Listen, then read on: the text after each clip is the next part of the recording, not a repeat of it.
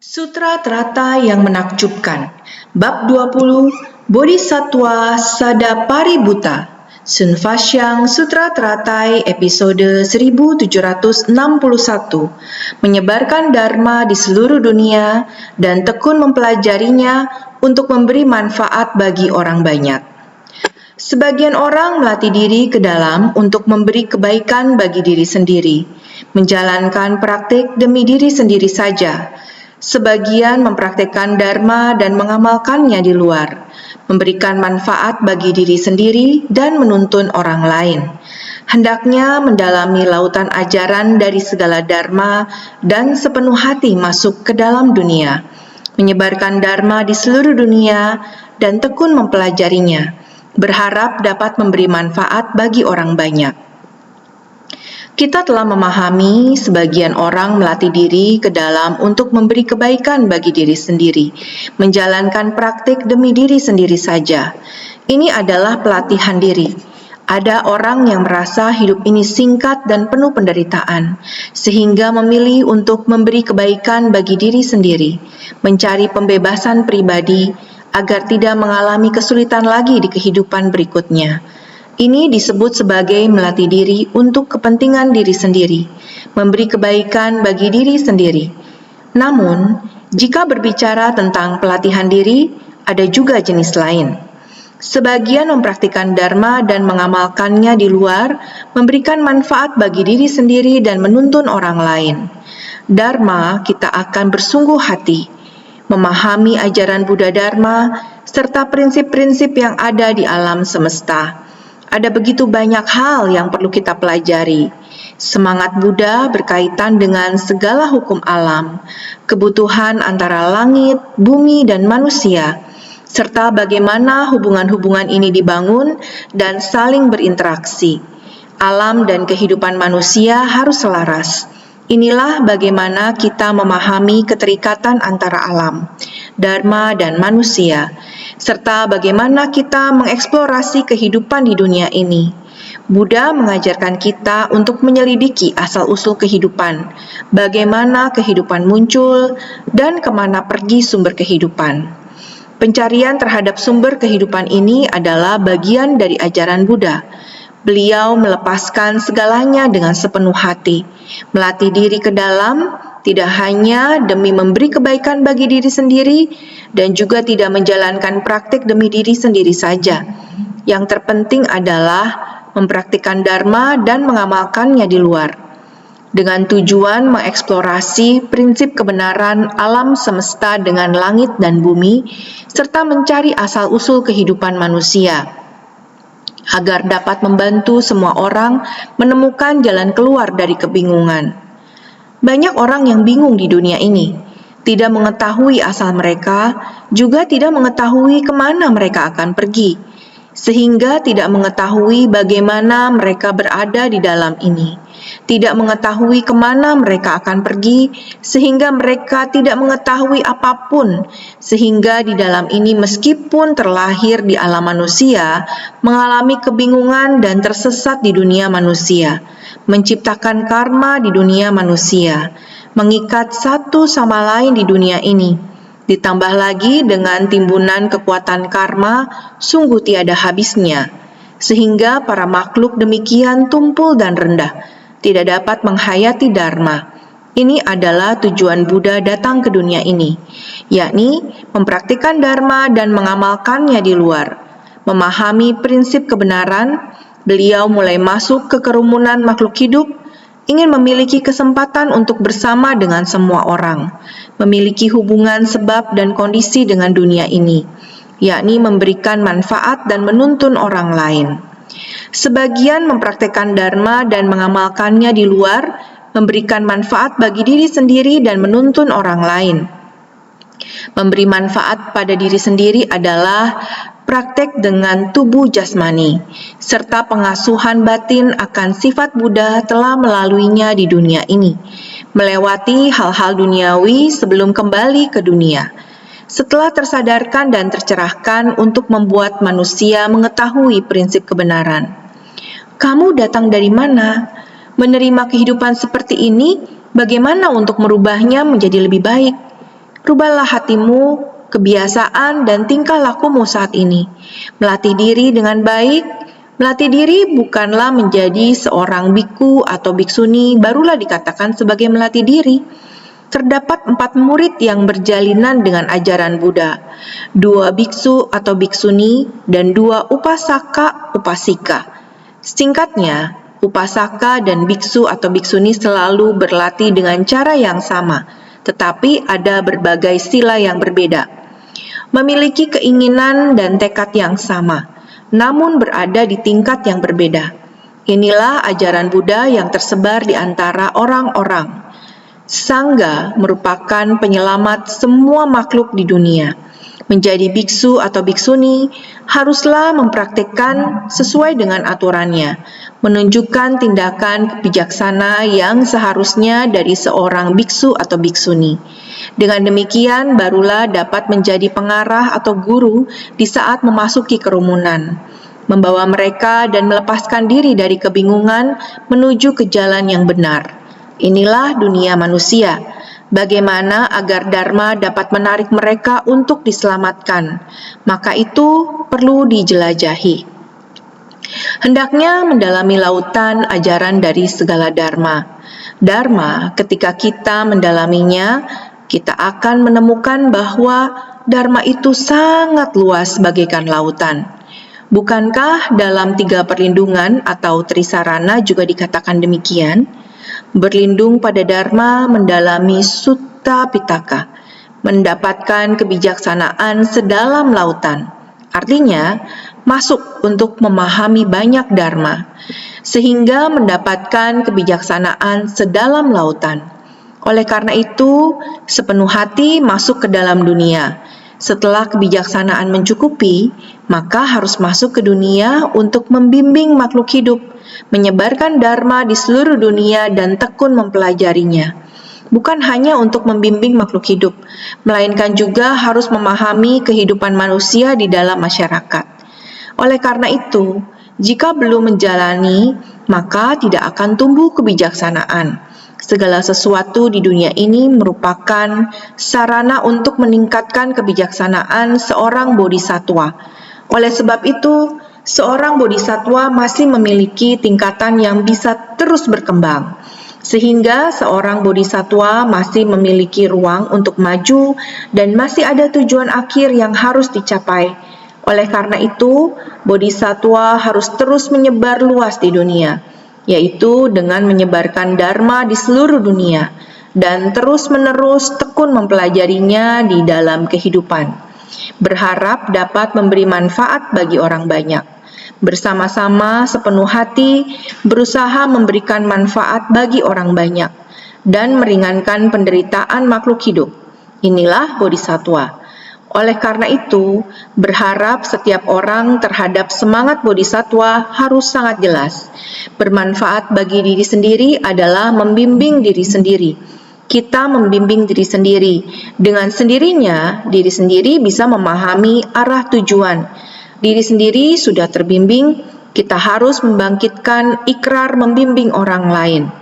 Kita membimbing diri sendiri, mau membimbing mereka, kekuatan tidak cukup.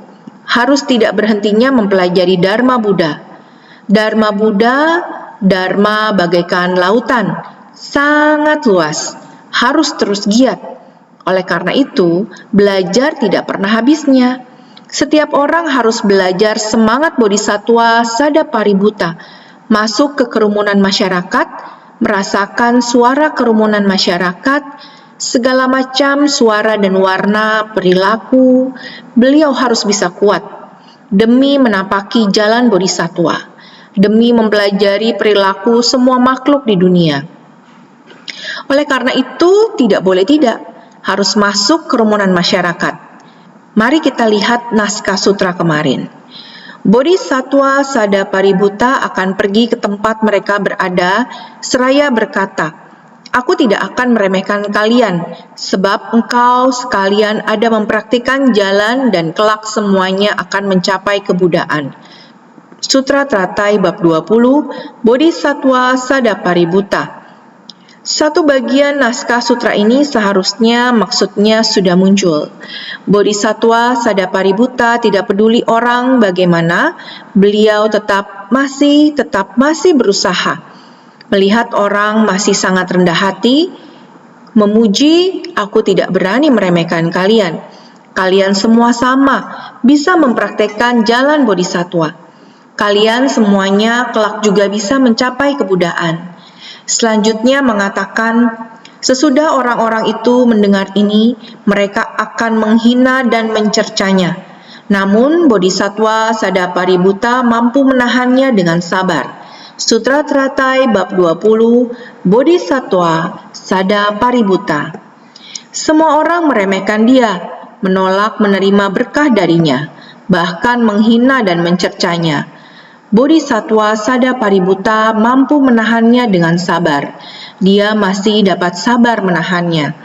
Setelah dosanya habis ditebus dan saat hayatnya akan berakhir, dia berkesempatan untuk mendengarkan sutra ini dan 6 akar indranya menjadi murni. Sutra Teratai bab 20, Bodhisattva Sadapaributta. Bodhisattva Sadapaributta masih tetap bersabar. Sebenarnya dia dapat bersabar tanpa usaha, secara alami tidak menghiraukannya hingga kekuatan karma buruknya habis ditebus. Karena ketika orang memarahi kita dan kita melawan mereka, yang artinya membalas mereka, kamu memarahi saya dan saya memarahi kamu kembali. Dengan demikian karma tidak akan terhapuskan. Kamu memarahi saya, tetapi saya berterima kasih kepadamu. Ini telah mengikis satu lapisan karma, tidak peduli pada hinaan orang, bahkan menyimpan rasa syukur dalam hati. Maka, setiap hinaan ini akan menghapus karma kita, dipenuhi oleh rasa syukur yang berlimpah. Maka, karma dengan sendirinya akan terhapus sedikit demi sedikit. Jadi disebut sebagai setelah dosanya habis ditebus, kekuatan karma di masa lalu setelah melatih diri selama banyak kalpa hingga akhirnya balasan karma yang tersisa sedikit akan terhapus di tempat ini. Saat hayatnya akan berakhir, pada akhir dari hayatnya, dia berkesempatan untuk mendengarkan sutra ini dan 6 akar indranya menjadi murni. Buddha Bhisma Garjitaswara, Raja mengajarkan Dharma. Bodhisattva Sadapaributta menerimanya. Setelah menerima, diikuti dengan membabarkan Dharma kepada para makhluk. Walaupun diremehkan, dia masih tetap memperoleh Dharma. Dia masih tetap membabarkan Dharma untuk para makhluk, yaitu membabarkan Sutra Teratai. Dengan kekuatan gaibnya, usia hidupnya menjadi bertambah. Dia kemudian membabarkan sutra ini secara luas kepada orang-orang. Kelompok yang memiliki kemelekatan pada Dharma itu semuanya menerima pengajaran dan bimbingan dari Bodhisattva, membuat mereka berdiam pada jalan kebudaan. Sutra Teratai bab 20, Bodhisattva Sadapaributta. Dengan kekuatan gaibnya, usia hidupnya menjadi bertambah. Demikian saat menjelang akhir hayat, suara Buddha Bhisma Garjitaswara Raja membuat dia tiba-tiba 6 akar indera menjadi murni, mulai usia hidupnya menjadi bertambah. Misi juga tahu harus terus bekerja lebih keras. Dia kemudian membabarkan sutra ini secara luas kepada orang-orang. Pembinaan diri di masa lalu mengira seperti ini sudah akan berakhir. Suara Buddha Bhisma Garjitaswara Raja datang. Dia mendapatkan kembali semangatnya, membabarkan sutra ini secara luas. Kelompok yang memiliki kemelekatan pada Dharma itu semuanya menerima pengajaran dan bimbingan dari Bodhisattva. Kemampuan bersabar Bodhisattva Sadapaributta ini sampai pada akhir hayat suara itu datang, merubah yang di masa lalu hanya memuji, sekarang mulai dia duduk dengan bermartabat dan mulai membabarkan Sutra Teratai. Kemelekatan pada Dharma itu, kelompok orang yang memarahi orang itu, semua orang juga terkejut. oleh perubahan Sadapaributta ini. Hati mereka juga telah tertarik di tengah-tengah ini, mulai semuanya sungguh hati mendengarkan Dharma. Para hadirin ini, orang-orang yang menghina ini, telah menerima semuanya, menerima pengajaran dan bimbingan dari Bodhisattva, membuat mereka berdiam pada jalan kebudaan. Dengan demikian, semua orang telah giat bersemangat, bekerja keras, hendak mendengarkan Dharma, terus melangkah menuju jalan Bodhisattva. Mari, sekarang hari ini, bagian naskah sutra ini mengungkit lagi. Pada akhir hayatnya, Sadapaributta bertemu dengan Buddha yang tak terhitung banyaknya. Dikarenakan dia membabarkan sutra ini, makanya memperoleh berkah yang tidak terhingga. Secara bertahap berhasil menyempurnakan jasa kebajikan dan mencapai kebudaan dengan segera. Sutra Teratai Bab 20, Bodhisattva Sadapaributta. Setelah membaca naskah sutra ini, kira-kira sudah tahu ini adalah syair. Naskah panjang selesai, syair ada di sini. Pada akhir hayatnya, Sadapaributta bertemu dengan Buddha yang tidak terhitung banyaknya. Syair ini menunjukkan balasan bagi Bodhisattva dalam masa kehidupan mendatang.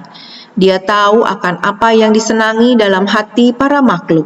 Dari itu juga dia selain menjadikan tubuh dari balasan karma sebagai tubuh sendiri, juga sebagai tubuh makhluk, bahkan sebagai tubuh dari jagat raya. Dia tahu akan apa yang disenangi dalam hati dari para makhluk. Dia sekarang balasan tubuhnya dalam kehidupan ini diubah dan para makhluk ini bersuka cita melihatnya. Di masa lampau, dia terus memuji orang. Saat dia berubah, tubuh yang bermartabat telah diperolehnya. Semua orang menghormati dan bersuka cita.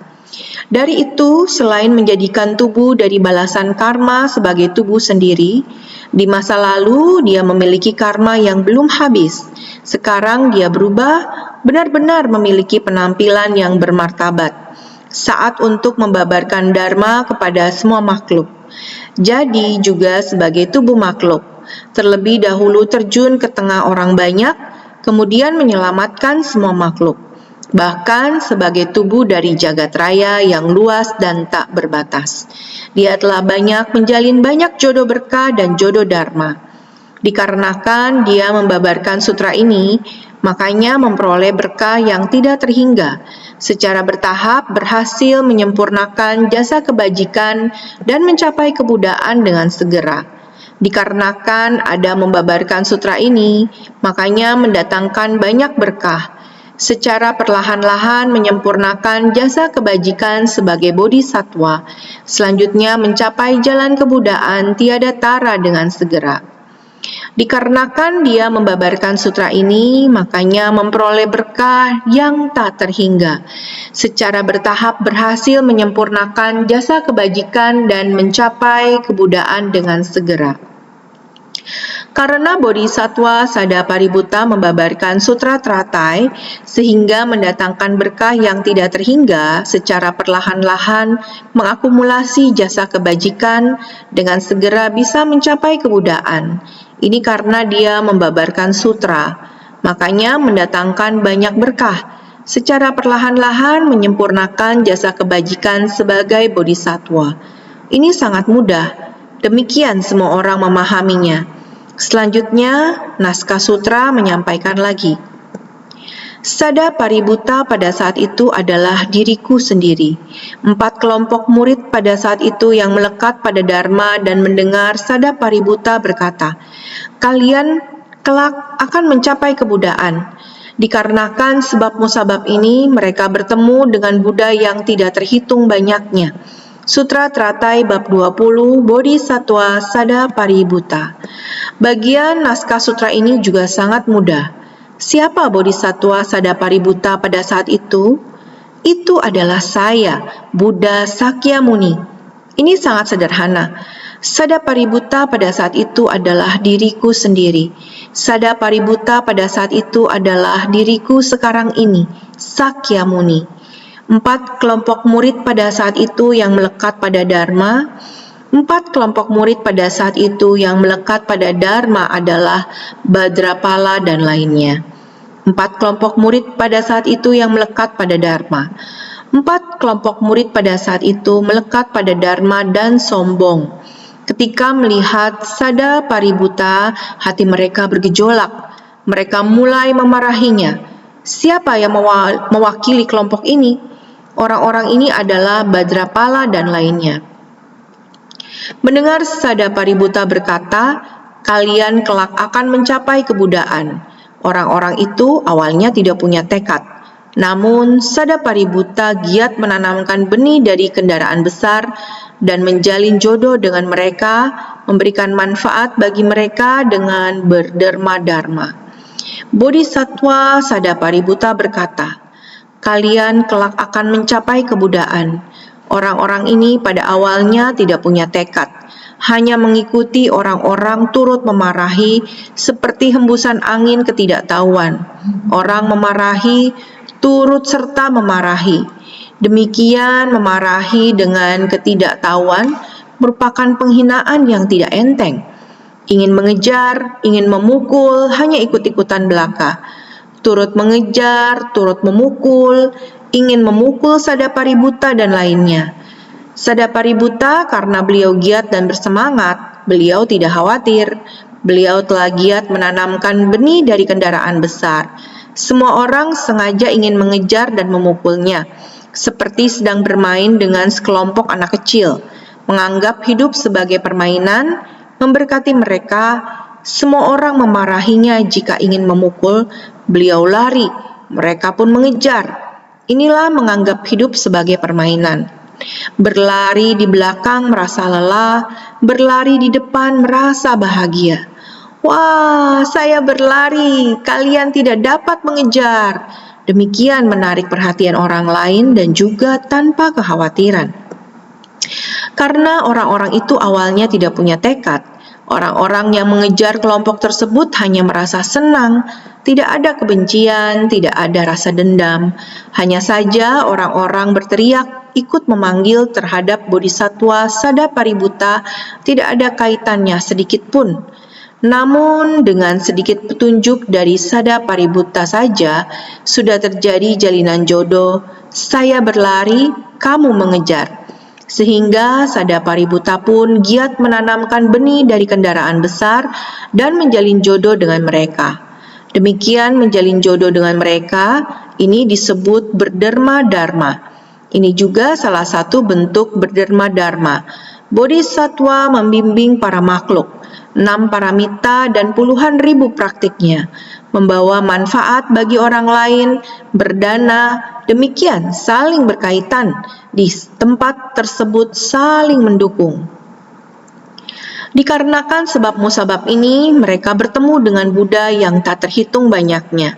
Dikarenakan memiliki jalinan jodoh berupa pernah mendengarkan Dharma, makanya dapat bertemu dengan puluhan ribu koti Buddha yang tidak terkira jumlahnya.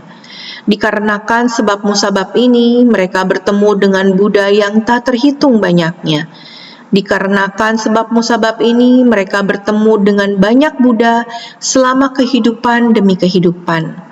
Datang dan pergi selama kalpa yang tak terhingga. Ini adalah periode waktu yang sangat panjang. Dikarenakan memiliki jalinan jodoh berupa pernah mendengarkan Dharma, makanya dapat bertemu dengan puluhan ribu koti Buddha yang tak terkira jumlahnya. Karena mereka menghabiskan waktu yang begitu lama untuk datang dan pergi, mereka bertemu dengan banyak Buddha. Ini juga menggambarkan bagaimana mereka menghabiskan kalpa yang tak terhingga. Dalam persamuhan ini, kumpulan bodhisattva sebanyak 500 orang, serta para pria dan wanita berkeyakinan murni dari 4 kelompok murid, adalah orang-orang yang sekarang berada di hadapanku untuk mendengarkan Dharma. Sutra Tratai Bab 20, Bodhisattva Sada Paributta. Ini juga sangat sederhana. Sekarang ketika Buddha membabarkan Dharma, ada 500 orang dalam majelis yang terdiri dari 4 kelompok murid, biksu, biksuni, upasaka, dan upasika. biksu, biksuni, upasaka, dan upasika. Upasaka dan upasika adalah umat awam. Ada umat awam pria dan wanita. Kumpulan bodhisatwa di tempat ini berjumlah 500 orang. Ini merujuk pada Simha Chandra, Sugata Cetana, dan lain-lain.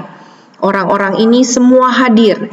Ketika Sang Buddha mengajarkan Sutra Teratai, mereka semua hadir di tempat itu. Jadi mereka, Sakyamuni sekarang adalah orang yang dahulu mendengarkan sutra. Pada saat ini, semua yang hadir memiliki sebab dan kondisi masa lalu ini. Dalam persamuhan ini, kumpulan bodhisatwa sebanyak 500 orang, serta para pria dan wanita, berkeyakinan murni dari 4 kelompok murid, adalah Simha Chandra, Sugata Cetana, dan lain-lainnya.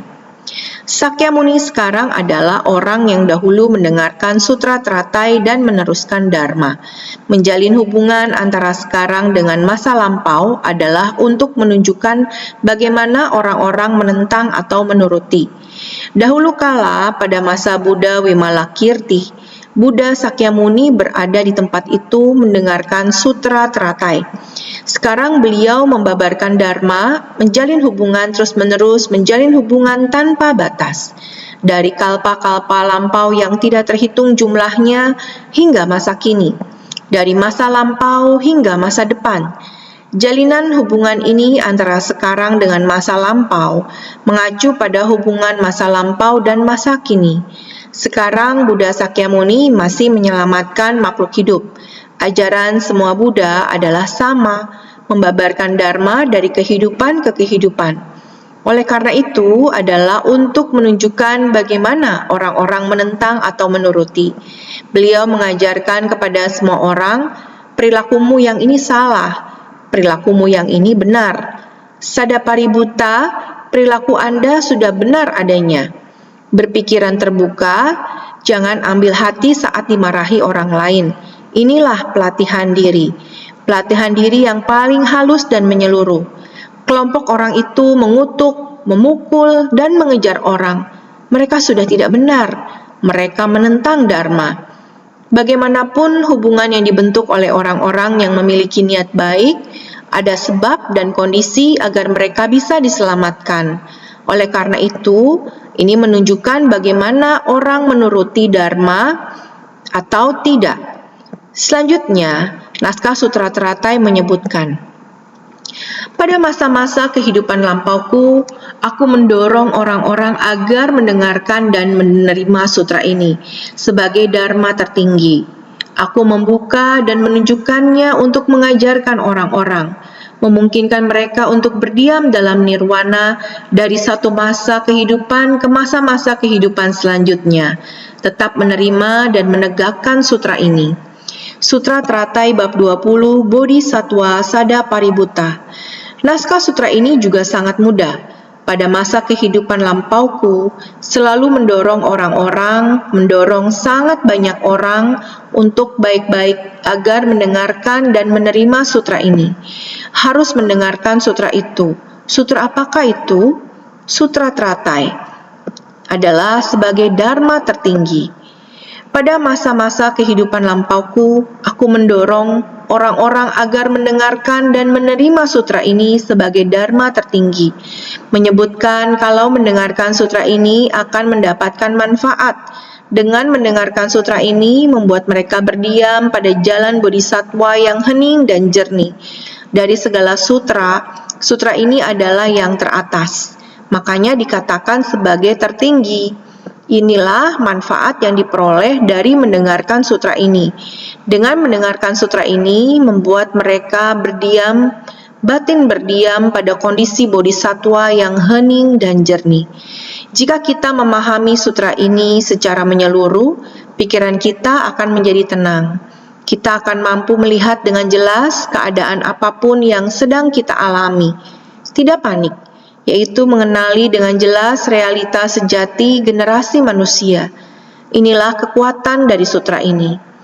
Dari segala sutra, sutra ini adalah yang teratas. Makanya dikatakan sebagai tertinggi.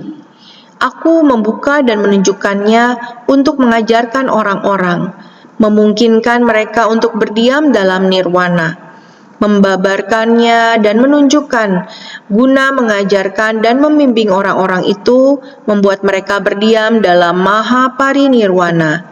Buddha datang ke dunia ini demi membuka dan menunjukkan kepada para makhluk, agar tersadarkan dan memasuki pengetahuan dan pandangan Buddha. Maka menggunakan waktu yang sangat panjang dengan sabar, membuka dan menunjukkan untuk membabarkan, menunjukkan ajaran Buddha yang sangat teliti dan menakjubkan, guna mengajarkan dan membimbing sangat banyak orang, membuat mereka berdiam dalam maha parinirwana, pelan-pelan membimbing dari bodoh dan bingung, kebodohan dan kebingungan, secara perlahan-lahan membimbing mereka masuk ke dalam kebijaksanaan agung, ke dalam kondisi maha parinirwana. Maha parinirwana adalah kondisi batin yang sangat tenang, juga diartikan sebagai kondisi batin tenang dan jernih. Dari satu masa kehidupan ke masa-masa kehidupan selanjutnya, tetap menerima dan menegakkan sutra ini. Setelah kalimat dari satu masa kehidupan ke masa-masa kehidupan selanjutnya, dia menerangkan kalau dharma menakjubkan adalah sulit ditemukan. Para makhluk hanya dapat mendengarkannya setelah ratusan juta triliun kalpa.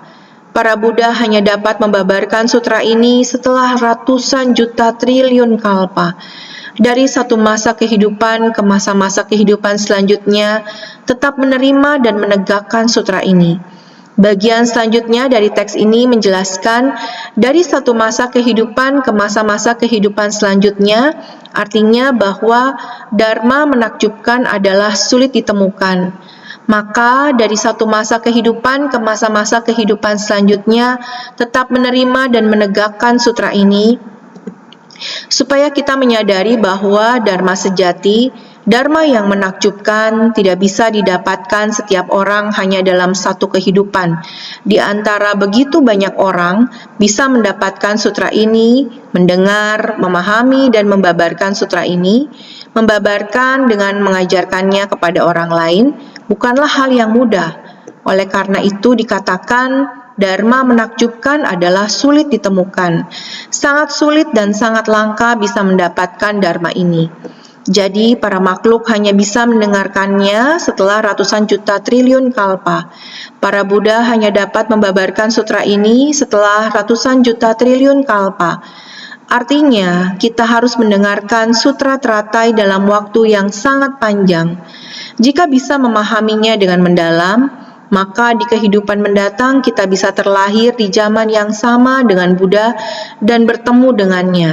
Kita harus mendengarkan dharma selama kalpa yang tidak terhitung jumlahnya, agar di kehidupan mendatang kita bisa mendapatkan dharma yang diajarkan Buddha dalam waktu yang tidak terhitung lamanya. Jadi para bodhisattva dengan sepenuh hati mempelajari dan meresapi ajaran Buddha. Dharma bisa sangat panjang dan memadupadankan dengan hukum duniawi. Bagian naskah ini menjelaskannya. Naskahnya dengan begitu panjang. Jika ingin bersungguh hati untuk mengajarkannya, harus masuk ke dalam hukum duniawi dan memadukannya agar dapat menjelaskannya. Sehingga semua orang harus bersungguh hati. Untuk memahami naskah sutra harus mengerti untuk memadukannya dengan hukum duniawi. Karena kita membangkitkan tekad ingin masuk ke dalam kerumunan, kita harus tahu mengenai permasalahan dunia di dalam kerumunan. Jadi selalu mengatakan kepada semua orang, alam manusia, informasi mengenai seluruh dunia. Anda harus tahu semuanya. Bukan melatih diri dan mengisolasi diri dari dunia. Mengisolasikan diri dari dunia adalah merupakan yang timbul dan tenggelam di dunia. Apa yang sedang tren, Anda tidak perlu ikut tren, asalkan kita terlepas dari debu kefanaan. Yang paling penting bagi kita adalah mengetahui permasalahan di dunia. Permasalahan di dunia Anda mesti mengetahuinya. Barulah kita tahu di manakah penderitaan para makhluk. Dunia penuh dengan penderitaan, sangat banyak. Lahir, tua, sakit, dan meninggal. Bencana alam dan bencana akibat ulah manusia memenuhi dunia. Sumber bencana yang bagaimana? Bencana yang bagaimana? Manusia yang bagaimana? Yang batinnya memiliki penyakit. Batin sebuah keluarga tidak peduli apakah itu anak laki-laki, anak perempuan, aspek batinnya jika tidak seimbang, kemungkinan ibunya, neneknya, kakeknya, ayahnya, semua anggota keluarganya akan mengikuti anak ini, mengikuti batin anak ini yang tidak seimbang. Aspek batin memiliki penyakit, tubuh memiliki kekurangan. Dengan demikian, di tempat tersebut tubuh dan batin bersusah payah, terikat, sangat menderita. Inilah beban bagi yang memiliki keluarga. Ini disebut karma keluarga, beban keluarga, istri dan anak, anggota keluarga. Dan kita sekarang mestinya tidak ada beban rumah tangga, dan juga tidak ada urusan rumah tangga. Kita mempunyai urusan makhluk di dunia. Penderitaan makhluk di dunia kita mesti memahaminya dengan jelas, baru dapat menguraikan asal-usul penderitaan manusia. Setelah asal-usul penderitaan diuraikan, kita baru ada dharma untuk menyadarkan. Ada dharma untuk menyadarkan para makhluk, sehingga harus ada dharma untuk menyadarkan. Ada kalanya sering dikatakan, tiada cara lagi, tidak ada cara, adalah satu kata yang menyesalkan. Segenap kemampuanku tiada tertolong lagi, tiada cara lagi. Apakah dalam kehidupan manusia sampai begini, tiada dharma untuk membebaskan lagi? Dharma seperti lautan, tiada hentinya masuk ke dalam lautan mengambil sutra. Jika kita tidak mendekati lautan dharma, kita tidak ada dharma yang bisa diambil. Kita mendekati lautan dharma, masih harus melepaskan berbagai gangguan dunia, seperti Buddha yang tersadarkan prinsip kebenaran di alam semesta ini, yaitu lautan Dharma terbuka lebar berpadu dengan alam semesta ini. Lautan Dharma juga ada dalam alam semesta, sehingga jiwa kehidupan kita harus diperluas lagi. Sel otak tiada hentinya dipergunakan, sehingga kita jangan takut memusingkan. Kita masih baik-baik menggunakan sel otak. Kebijaksanaan semua orang terbuka, yaitu evaluasi segalanya di antara orang banyak, menggalakkan sifat hakiki kebudayaan kita yang dibawa lahir. Sifat kebudayaan kamu terinspirasi berapa? Kondisi pencerahanmu, tingkat pencerahanmu akan juga begitu besar, sehingga semua orang senantiasa bersungguh hati.